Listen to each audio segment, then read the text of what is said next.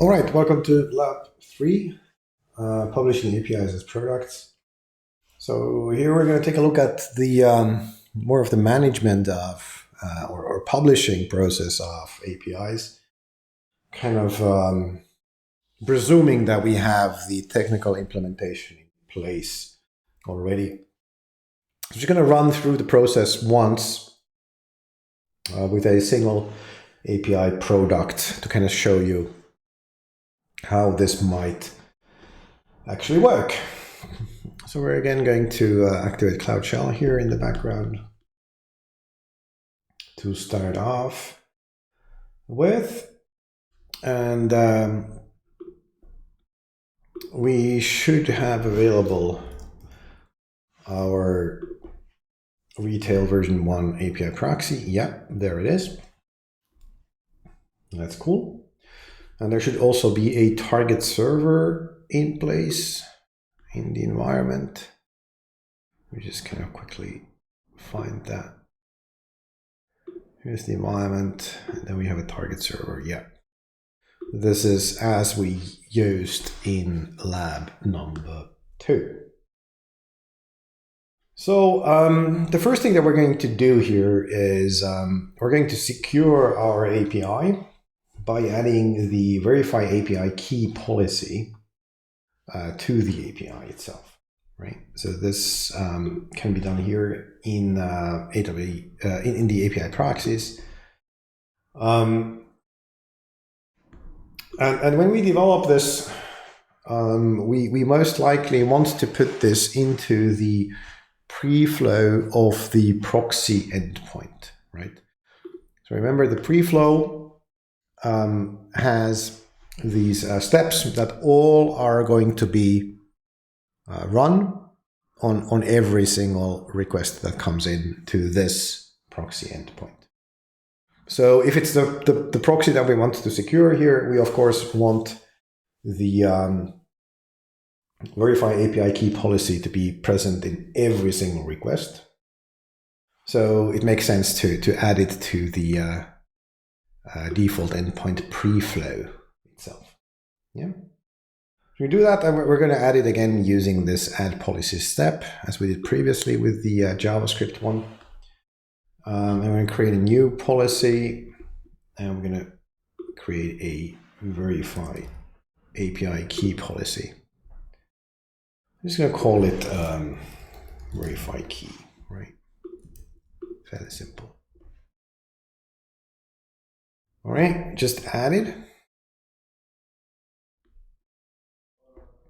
And now it's available here under policies. And if we take a look at the code here, you can see that the field that it is going to be looking at currently is the API key field in the query parameters. However, this is not best practice, right? We want it to use the API key header instead. I'm going to change that to be the request header. The reason for this is the query parameter is not good because it gets logged, right? So any kind of logs that we make out of requests will include that API key, whereas headers, like by default, are not logged. It's always better to use that instead. So we're going to save the API. That creates a new revision, and then we deploy that into our available eval environment and wait for that to happen. Now, while it is deploying, we actually don't have to wait for this. We can take a look at the products instead, right? So products are under the distribution heading here, API products. And we don't have any currently, so we want to create one. And now products are, you should kind of think of them being a collection of API proxies that you want to publish for one or more developers, right? So in general, products can refer to multiple API proxies, and there can be overlap between them, right? So you might have different products that consist of the same API proxies for different kinds of developers. So in our case, we're just going to create a couple of products. So we're first going to create a retail full access product, right? So that's our retail API. And then we want to give full access to that API. It's going to be in the only environment that we have, the eval environment, and it's going to be publicly available. And then what we can do here is define the operations that are available for this product for the API proxies. And what we're going to select here is the retail v1 API, right? And then we're going to select all paths. Right? Note the double asterisk here. So that means that any path with any further subpaths are allowed. For the methods, we're going to use the default methods. So get, patch, post, put, and delete. So these are the CRUD methods that are generally used. We don't need anything else. Cool, we're going to save this. So that's there as a set of operations. We might also add some custom attributes here. So let's call it full access, and yes. So this allows us then to use this attribute later on in flow controls if we want to. All right. So this seems to be done. So let's save this.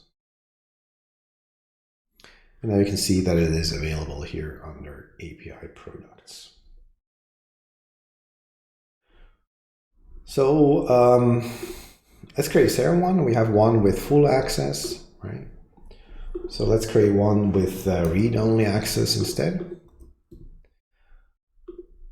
Read-only. And description as well. So it's going to be the same environment, the one that we have, right? It's going to be publicly available. We automatically allow access requests. And now as operations, we add our proxy. We add all paths. But as methods, we only allow get, right?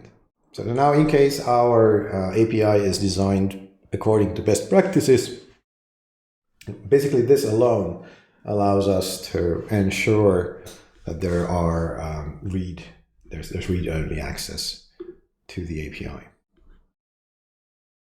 Cool, so let's save this one as well. And then go back to products so we can see that we have both of them available to us. So now to be able to access our APIs, we're going to need to have an API key. And to be able to define an API key, we need to register as developers. Now, often developers can self-register themselves via basically the API websites. For now, or the API portal. For now, we're just going to do it manually. We're going to take a look at the portal website later on. So that's under distribution developers. So we can just create a new developer, Joe developer, developer, Joe at example.com, and his username is Joe. Right, so we added them. And then for our developer, we're going to create an app. The app name is the retail app. And this one specifically is Joe's retail app because the developer is going to be Joe. Did I not save the developer? I did. Okay, let's just retry that. Chose retail app. Yeah, now it shows up.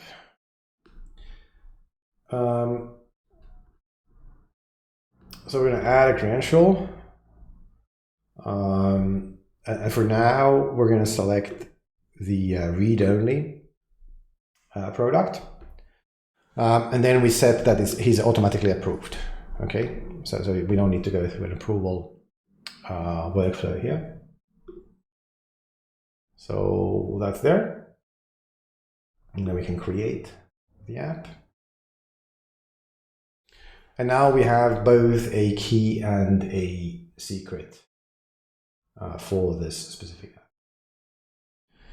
So let's quickly take down the key. So let's copy the key to the clipboard.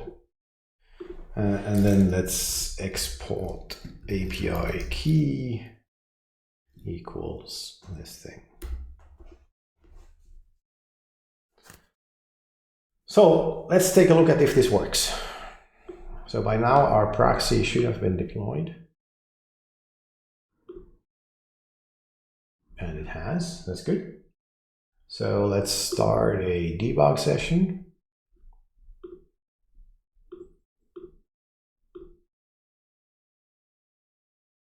That's running.